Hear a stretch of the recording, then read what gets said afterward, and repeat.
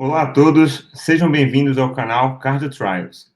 Aqui você fica por dentro do que há de mais moderno e relevante dentro da cardiologia.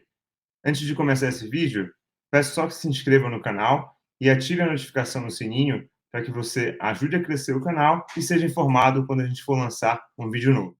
Olá pessoal, meu nome é Thiago e nós vamos apresentar aqui os principais ensaios clínicos apresentados no Congresso Americano de Cardiologia, o American College of Cardiology, e que foram publicados nas principais revistas de cardiologia do mundo.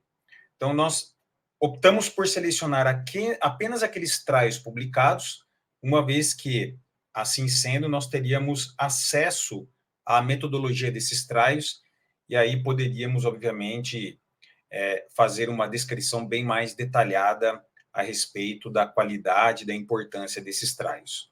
Todos esses 16 trials publicados, vocês podem encontrar no aplicativo Cardio Trials, e lá está tudo bem resumido e bem explicado do ponto de vista metodológico, cada um desses ensaios clínicos. Pois bem, então vamos começar pelo primeiro, o estudo AEGIS-2.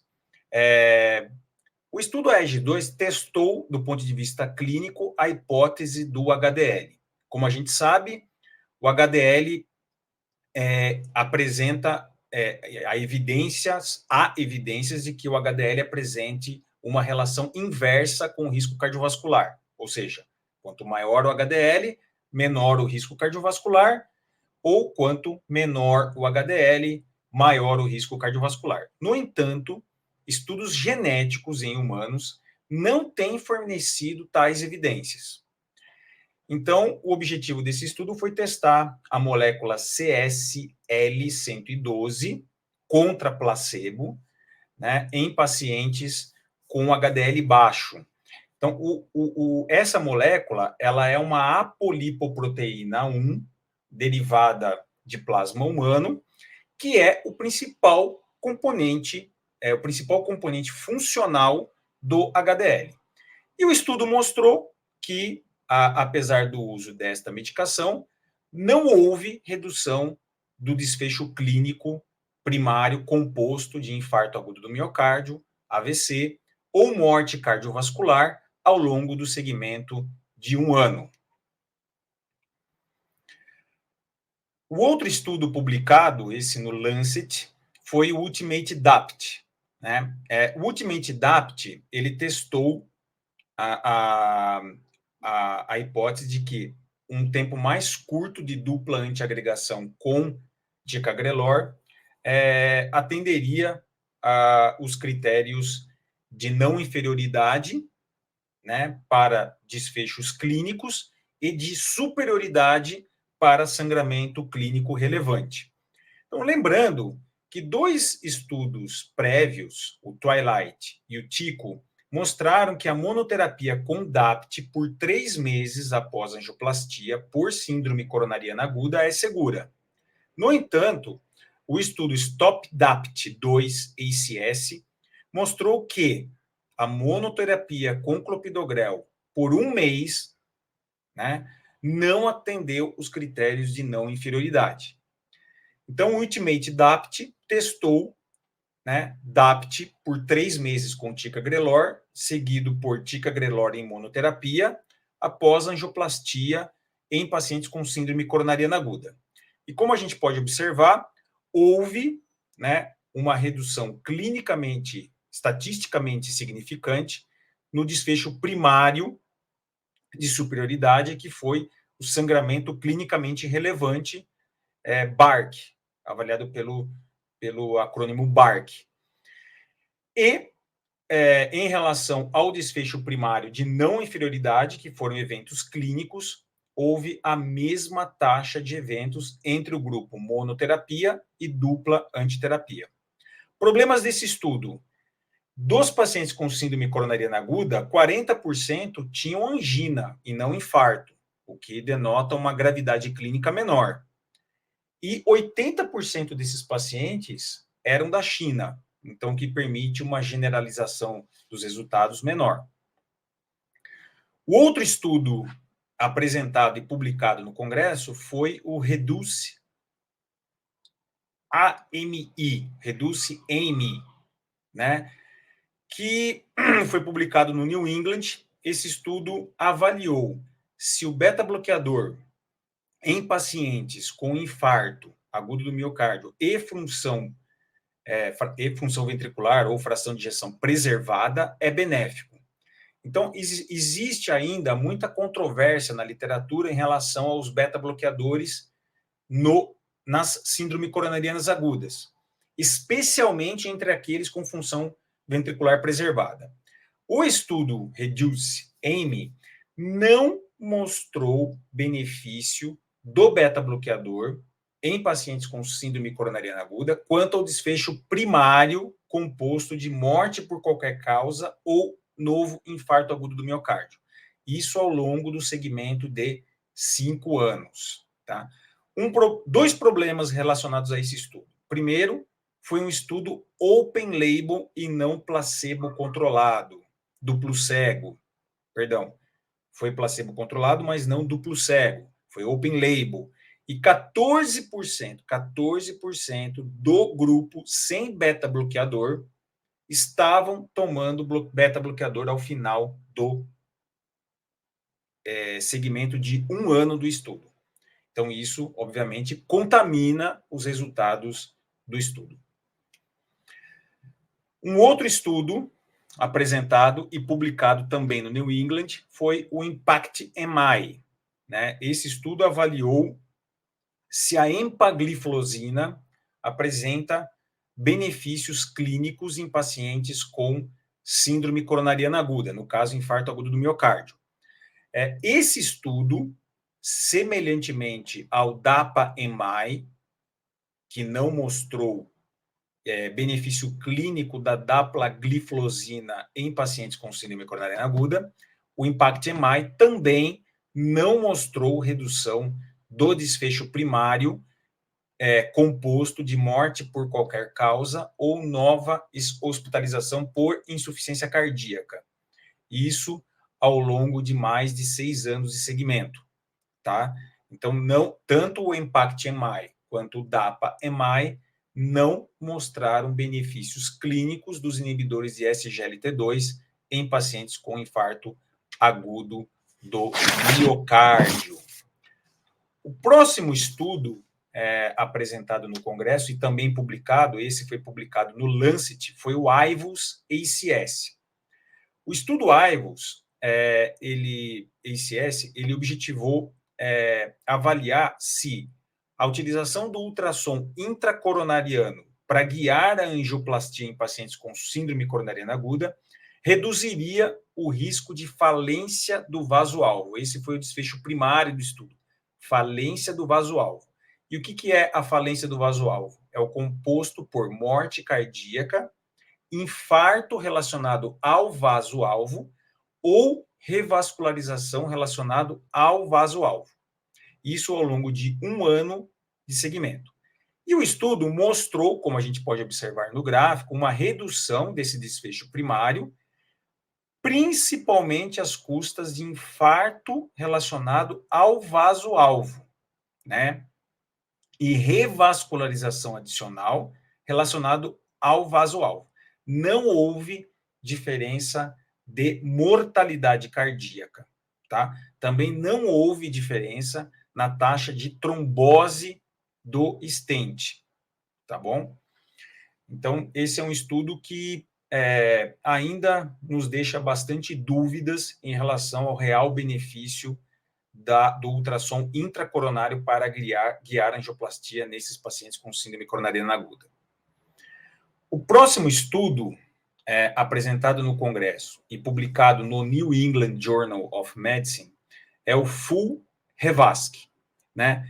Esse estudo, ele objetivou avaliar se a angioplastia das lesões não culpadas, guiadas por FFR, melhoraria os desfechos em pacientes com infarto com supra de ST.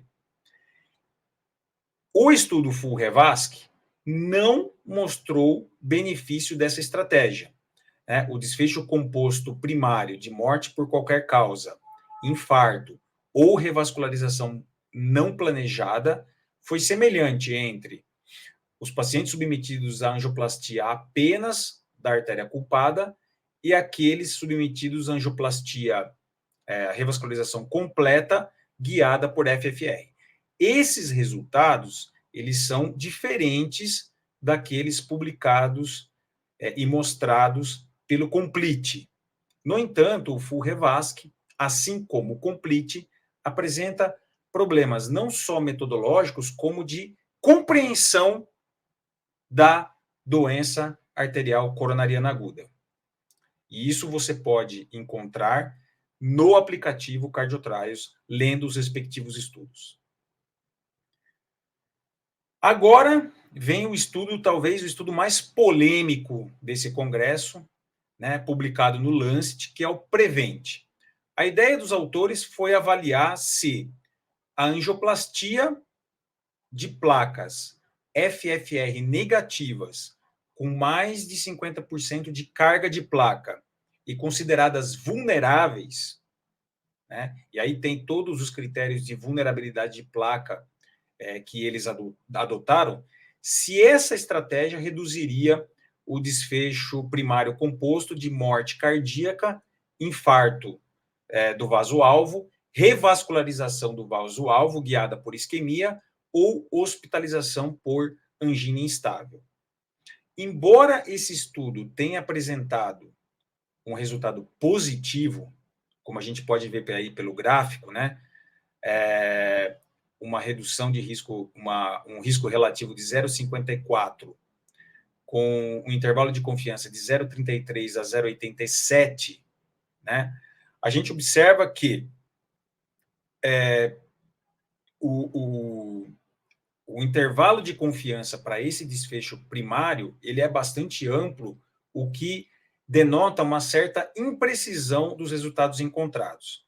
Além disso, os critérios de vulnerabilidade de placa, por si só, eles carecem de evidências científicas, que é um problema metodológico desse estudo. O terceiro é que os métodos de imagem, OCT, AIVOS, NIRS, eles não são validados para diagnosticar placas vulneráveis. Em terceiro lugar, como nós já apresentamos em aula prévia, são os problemas, as falácias relacionadas à reserva de fluxo fracionado.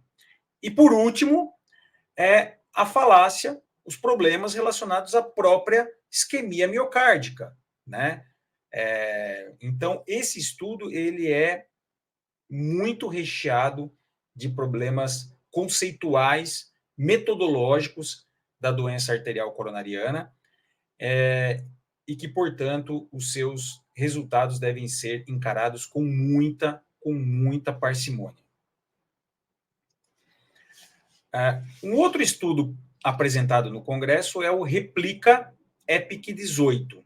Esse estudo ele avaliou o benefício da litotripsia intravascular, né, que é uma técnica nova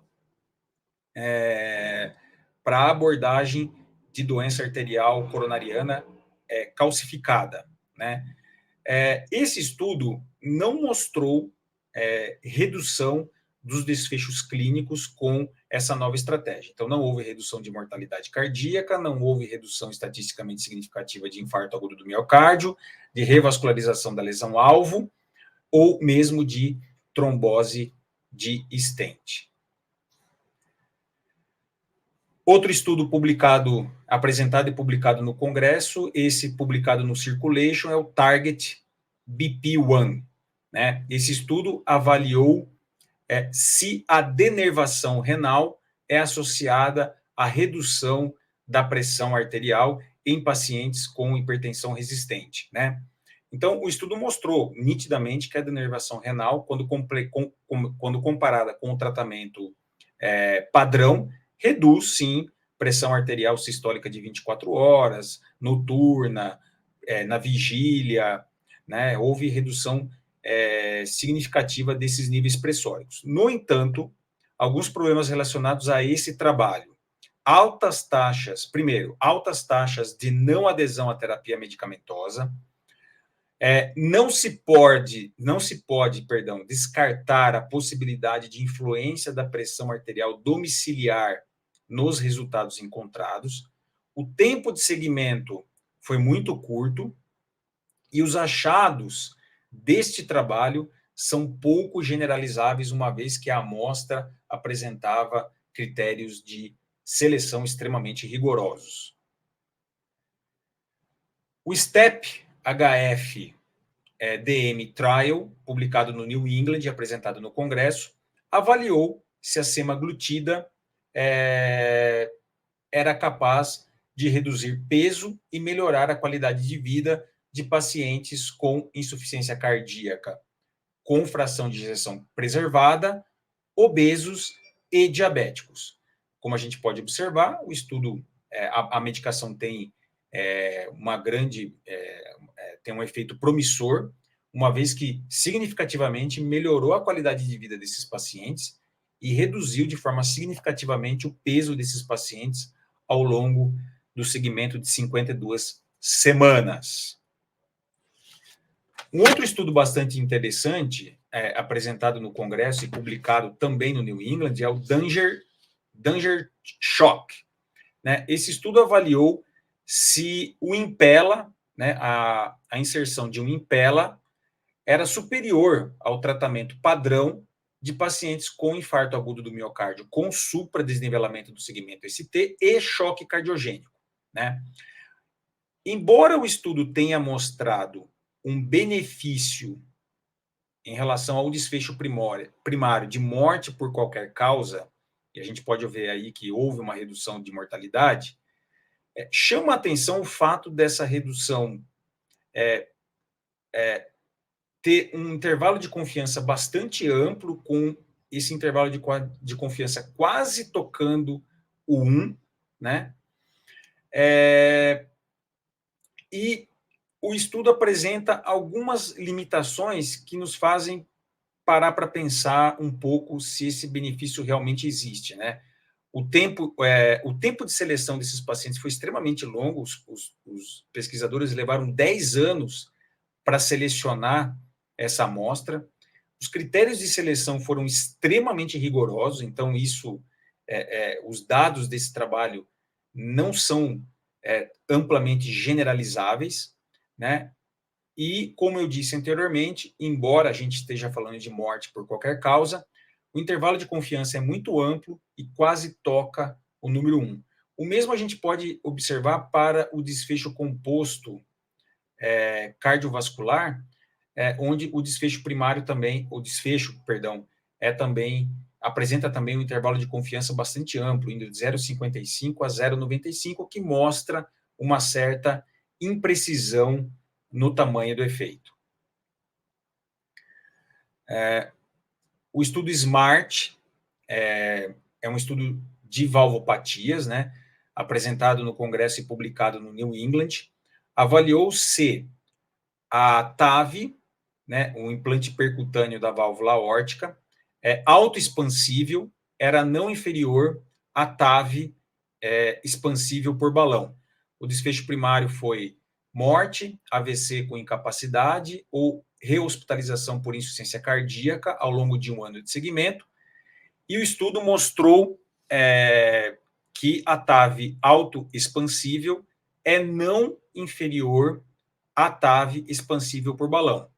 Porém, o que chamou muito a atenção nesse estudo foi a taxa de disfunção da bioprótese ao longo do segmento de 1 ano, sendo infinitamente significante a favor da TAV autoexpansível. Houve uma taxa de disfunção de prótese muito, muito inferior quando utilizada a técnica autoexpansível do que a técnica expansível por balão. O outro estudo de válvula publicado no New England e apresentado no Congresso é o DEDICATE, né? É um estudo que avaliou, basicamente comparou TAV versus cirurgia em pacientes com estenose aórtica grave de baixo a intermediário risco. Foi um estudo de não inferioridade, né? Esse estudo mostrou que, em relação ao desfecho primário de morte por qualquer causa ou AVC, a TAV foi não inferior à cirurgia nesta população nesse conjunto de pacientes com estenose aórtica grave de baixo e intermediário risco. Um dado preocupante do estudo é que houve uma taxa de crossover de 70 pacientes do grupo cirurgia para TAV. Isso num universo de 1.400 pacientes, é uma quantidade relativamente significativa de pacientes que fizeram crossover de cirurgia para TAV. Então, fica aqui essa ressalva em relação ao estudo. Um outro estudo, que é o SHASTA-2, publicado no JAMA Cardiology, basicamente avaliou se o Plozasiran, né, que é uma medicação que reduz a produção de ApoC3. O ApoC3 é uma proteína produzida no fígado,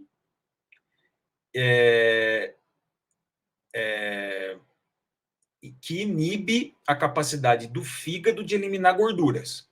Então, o estudo avaliou se essa medicação, o Plozasiran, que é um redutor de ApoC3, reduz os níveis de apolipoproteínas, LDL, HDL e triglicérides. Como a gente pode observar pelos gráficos, essa medicação é capaz de reduzir a ApoC3, é capaz de reduzir triglicérides, mas não reduz significativamente LDL e colesterol. Então, não é um estudo que avaliou desfechos clínicos, tá? Outro estudo, que é um estudo que avaliou também uma outra medicação, é o estudo Balance, publicado no New England. Esse estudo avaliou se o Olezarsen, né, que é um oligonucleotídeo antisense, que diminui também a produção de ApoC3, se essa medicação, quando comparada ao placebo, né, é benéfica em relação à redução de partículas de colesterol, né, em pacientes, colesterol e triglicérides, mas principalmente triglicérides, em pacientes com síndrome da quilomicronemia familiar. Então, eles pegaram especificamente um grupo de pacientes com quilomicronemia familiar e avaliaram se a medicação era capaz de reduzir o nível de triglicérides. Como a gente pode observar, o Olezarsen reduziu de forma significativamente o nível de triglicérides, mostrando isso aí uma ótima opção terapêutica para aqueles pacientes com essa síndrome em questão. E, por último, o estudo The Position, né, que basicamente avaliou ácido tranexêmico tópico versus endovenoso em pacientes submetidos à cirurgia cardíaca com circulação extracorpórea. A gente sabe que a hemorragia perioperatória é uma complicação muito comum das cirurgias com circulação extracorpórea. Então, esse estudo procurou avaliar se havia algum benefício do ácido tranexâmico tópico. E aí o estudo mostrou que houve uma necessidade de transfusão maior no grupo submetido ao ácido, no grupo que fez uso do ácido tranexâmico tópico, né, sem aumento de convulsões. Então, mostrando que aí o ácido tranexâmico tópico, ainda assim, é inferior em relação ao endovenoso, quando a gente está falando em redução de complicações hemorrágicas ou mesmo transfusão de células sanguíneas. Esse estudo foi publicado no Circulation e apresentado no Congresso.